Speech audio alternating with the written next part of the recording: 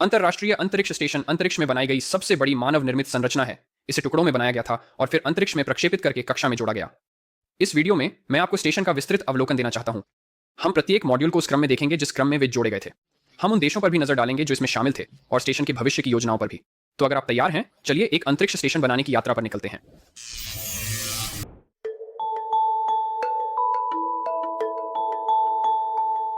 अंतरराष्ट्रीय अंतरिक्ष स्टेशन या ISS बनने में कई साल लगे। 1984 में संयुक्त राज्य अमेरिका ने स्पेस स्टेशन फ्रीडम नामक एक परियोजना घोषित की। ये कुछ चित्र हैं जो मूल स्टेशन का वास्तविक रूप दिखाते हैं। इसे कभी भी ऐसा नहीं बनाया गया था। इसे कई बार पुनर्डिजाइन किया गया और अमेरिकी कांग्रेस ने इसकी फंडिंग को लगभग पूरी तरह से काट दिया था। तब 1983 में कई अन्य देशों को शामिल कर इसे आधिकारिक रूप से अंतरराष्ट्रीय अंतरिक्ष स्टेशन घोषित किया गया। 5 साल बाद अंतरिक्ष में निर्माण कार्य शुरू होता है। मैं आपको पूरी निर्माण प्रक्रिया दिखाऊंगा। पहले हम स्टेशन के बारे में थोड़ा और जानते हैं। यह आज का अंतरराष्ट्रीय अंतरिक्ष स्टेशन है। इसका मुख्य उपयोग अंतरिक्ष में किए जा सकने वाले वैज्ञानिक प्रयोगों के लिए होता है। स्टेशन पर आमतौर पर 6 अंतरिक्ष यात्री मौजूद रहते हैं। वे आमतौर पर हर 6 महीने में बदलाव करते हैं ताकि अंतरिक्ष में अधिक समय न बिताएं। स्टेशन का आकार एक अमेरिकी फुटबॉल मैदान के बराबर है। यह पृथ्वी के वायुमंडल के बाहर स्थित है। इसे निम्न पृथ्वी कक्षा कहते हैं।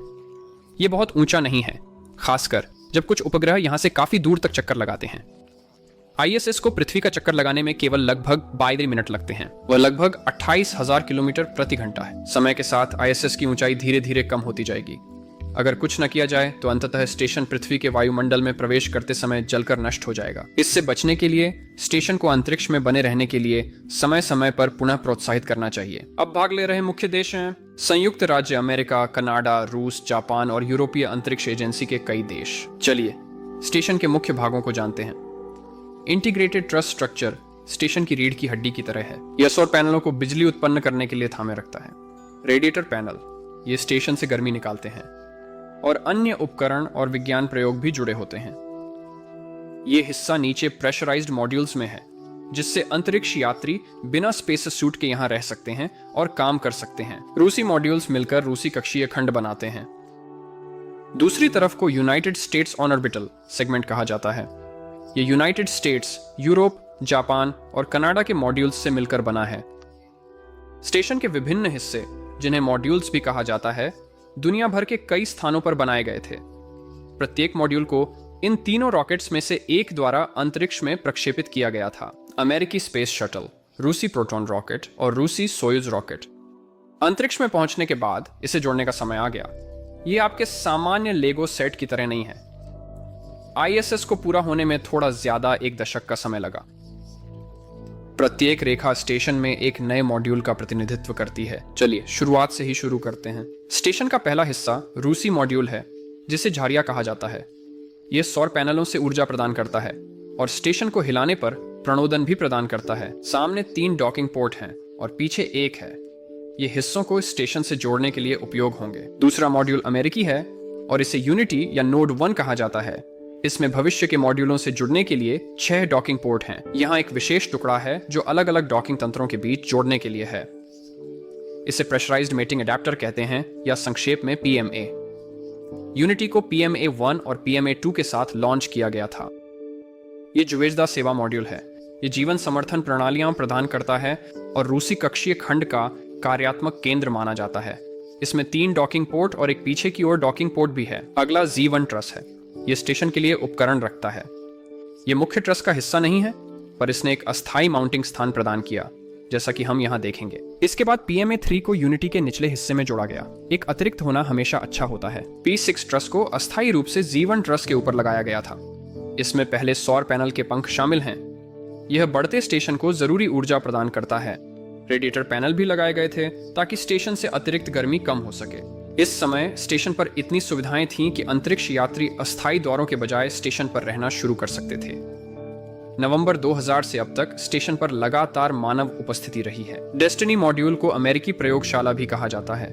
यह वह स्थान है जहां बहुत सारा वैज्ञानिक अनुसंधान होता है।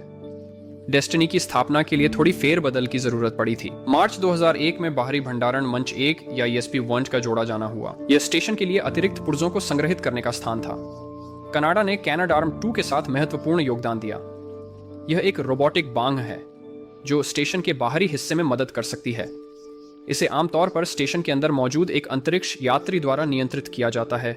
इस बांह के दोनों सिरों को विभिन्न मॉड्यूलों पर पाए जाने वाले इन ग्रैपल फिक्सचर्स में से एक से जोड़ा जा सकता है। क्वेस्ट एयरलॉक अंतरिक्ष यात्रियों को कुछ घंटों के लिए सुरक्षित रूप से बाहर कदम रखने देता है ताकि वे ईवीए का प्रदर्शन कर सकें, जिसे स्पेस वॉक भी कहा जाता है। यह रूसी मॉड्यूल पिर्स के नाम से जाना जाता है।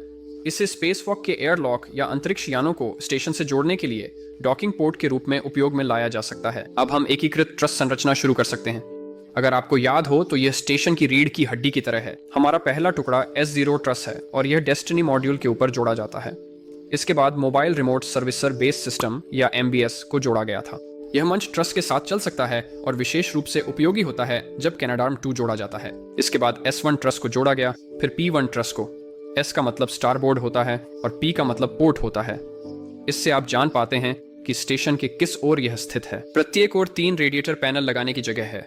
अभी केवल मध्य वाले पैनल ही लगाए जाएंगे। क्वेस्ट एयरलॉक के पास ESP2 स्टेशन से जुड़ा ये P3 P4 के 4 ट्रस सेगमेंट्स हैं, जिनमें सोलर एरेज और एक रेडिएटर पैनल है। छोटा P5 ट्रस यहां अंत में है। स्टेशन को संतुलित करने के लिए हमें कुछ पैनल्स को सिकोड़ना होगा। अगले साल ट्रस के दूसरे हिस्सों को भी जोड़ा गया, ये स्पित की नीचे, और फिर P6 ट्रस को अंतिम स्थान पर ले जाया जा सकेगा। कुछ और रेडिएटर पैनल्स तैनात करने का समय आ गया है। हार्मनी मॉड्यूल को नोड 2 भी कहा जाता है। ये डेस्टिनी के अग्रभाग से जोड़ा जाएगा।